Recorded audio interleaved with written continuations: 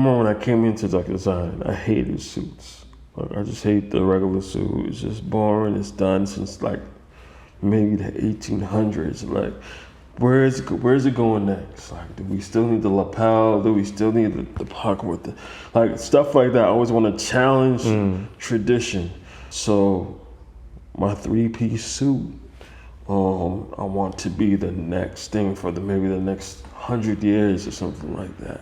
Hell yeah. And I work on that every week, like whether I want to, like I said, take the lapel away or even take the buttons away or add a different sort of closure, like a buckle or something more suitable.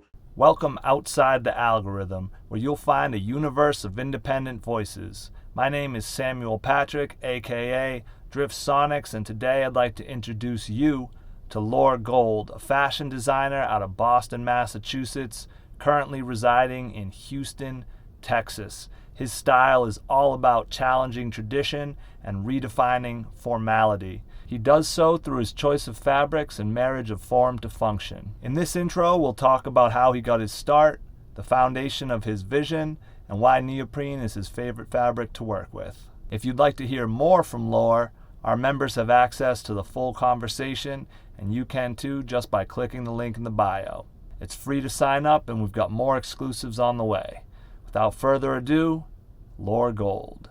My mother, she was a seamstress from Jamaica, and she, I guess what planted the seed in me was she always said, because, you know, she was frugal, she always wanted to buy like stuff, and I'm like, everybody around me was wearing name brands, Calvin Klein, Ralph Lauren. I'm like, Mom, can I get this? She's like, why would you want to wear another man's name? So from that, I think I was probably like 9 or 11, or between those ages. And that planted the seed in me, like, okay, maybe I should create something someday. And as I got older, went to college for graphic design, and I tried to do t-shirts and stuff like that with the graphic design, but there was nothing fulfilling as like creating a garment. So that's where I am today. Like, I didn't really start sewing my own stuff until like I was 25, 26. Moved to New York, worked with sample makers, and I actually interned with a streetwear brand before I moved called Society. Oh yeah, I know Society. Society SOP. Yep. Yeah, those are my mentors to this day. Like, how much of what you're wearing did you make? Everything, like besides the t-shirt, but this is still incomplete. I want to add more details to it. This jacket, these shorts, that's pretty much it. Yeah. You bought the shoes, right? Yeah, from Zara. Okay. I was gonna say that'd be fire too. I mean, I want to get into shoes someday. I feel like if I was in California, it would be easier, but I'll get there eventually. Yeah, shoes you gotta really, I mean, you're taking responsibility for someone's entire back, you know, like their whole body. You know? Yeah. So you gotta, it's way more than the looks and the feel. Like I have a couple of silhouettes I've drawn over the years, and then when the time is right, I'll do it. Do you know the dudes Deco Fam? It sounds familiar. They're out of Boston. They design for Puma, I think. They're a rap group, but they also are designers. Oh wow. Yeah, they're pretty. You should check them out. They're pretty lit. All right. Right now, see, that's what we're doing here. Is connecting the dots. There's so much fire up there, and people. Boston is amazing, man. It's hard to connect them sometimes. How big of a leap is it between seeing it in your head, putting it on the paper, and then creating it? Like, how did you? I'm guessing it took a bit of time for your sewing to be able to match up to your design work. Yeah, I think that's a superpower in it, when your skill catches up to your vision, no matter what you're doing.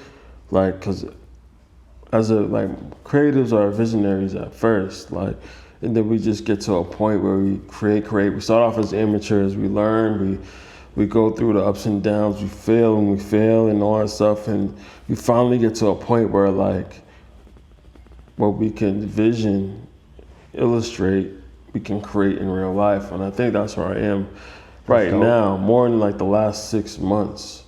And I still want to learn more and more so I can do it myself. But I know that not all designers. I know designers out here that have great success that don't even sew.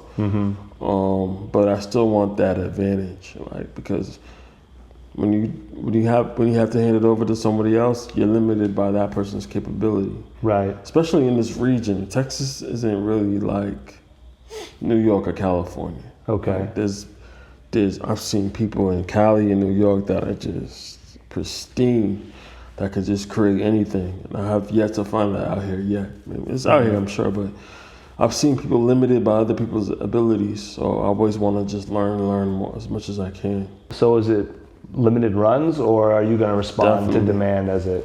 My goal is to just do new product every week. Fire.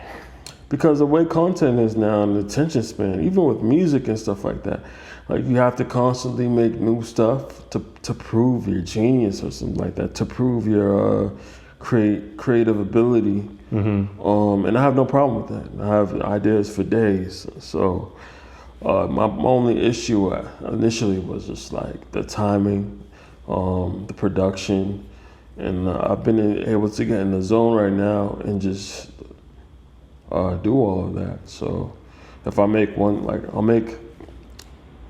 whole thing right now is to make a 3-piece suit every week, whether it's a formal suit or I call it reformal, because I don't necessarily make formal stuff. I make like my take on formal, because my whole ethos of my brand is to challenge tradition. So I'll take a suit, I might just make it puffy or quilted, or I'll do like a vest that goes over your neck or something like that, or I always try to add a different element to what's already been done, because I heard there's no sense of inventing the wheel, but you gotta reinvent the wheel. Well, you don't reinvent the wheel, but you just... there's no sense in reinventing it, but exactly. you can add some spokes. Exactly. We're in Texas, man, slanging. You can do a lot with wheels the down rims here. out here are crazy. But yes, in that sense. So every week, like whether... like this jacket has a pants and a bag that went with it. So did this, right? But I'm mix matching right now. This has a jacket I'm working on. I'm gonna add some more pockets to this. There's another like harness bag that goes with this and stuff like that. So it's like every week I try to make a 3-piece set, whether it's a tracksuit, a suit, or a sweatsuit or something like that. Okay. I reinvent that every week, and I just have ideas for days. So you're wearing all different. mix and matching right now. But like all different like textiles. Do you have something you prefer to work in? Like leather's way different from. My top 2 is neoprene, which is this jacket and these shorts. And of course leather. Like I love the leather and the suede, and I'm pretty much draped in my own favorite fabrics right now, like leather and neoprene. You said neoprene. Yeah, neoprene is like a scuba type of fabric. Yeah, that's what my koozies are made out of. Oh, word. I never thought about putting. What's that feel like? Why do you like to wear that? It's breathable. It's like, I think it's probably the most comfortable fabric I've ever worn. Like it's stretchy. It's bulky, but it's not heavy. And there's so many colors of it. Like I get a lot of my neoprene here, but there's even more in California. Like every color. Yeah. I try to keep my sets like monotone, but there's like different colors I can always mix match and stuff like that. Bro, if you did a like wetsuit suit, oh man, that would be wild, dude. See someone mask and surfing in one of your joints? Oh man, that's not a bad idea. Lore Gold, everybody. Thanks for joining us, and huge shout out to him for making the time to talk. I really enjoyed discussing another art form and uncovering some similarities between that and music and other things we've discussed in the past on here. As you might be able to tell, that interview was from a little bit ago, but what we're going to do is follow up next Thursday, February 10th, with Lore Gold live. We're doing a Q&A to catch up on what has happened since then and where he's at today. So if you have questions, comments, anything like that, make sure to drop them below or hit us at LFOD Life, and we'll definitely be bringing those to his attention. You can also join us for the live Q&A and drop them there, or even come on screen with us as well. Now, some of those questions might be answered in the full convo. If you want to hear that, you can click the link in the description. By joining, you'll also ensure that new music, videos, etc. get delivered right to your inbox. It's really the best way to step outside the algorithm, and we'll be sending the link to that Q&A as well, so you definitely will not miss that. Thanks again to Lore Gold, the whole LFOD fam, and all our members for making this possible. We'll catch you next week. Peace.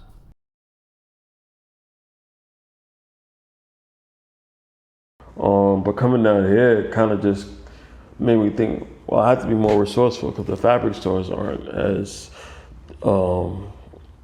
big as they are in New York, even LA. So I was forced to use what I have, but at the same time, a designer, the definition of designer is to solve a problem.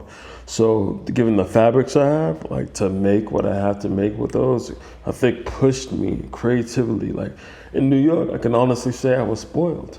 Positivity is a better movement. Let us do this, level up and get into this evolution. Revolutionary method music, get us choosing everything but less excuses. Shout out to the kings and queens with everything to lose, they never lose it. There's so much glory in the story.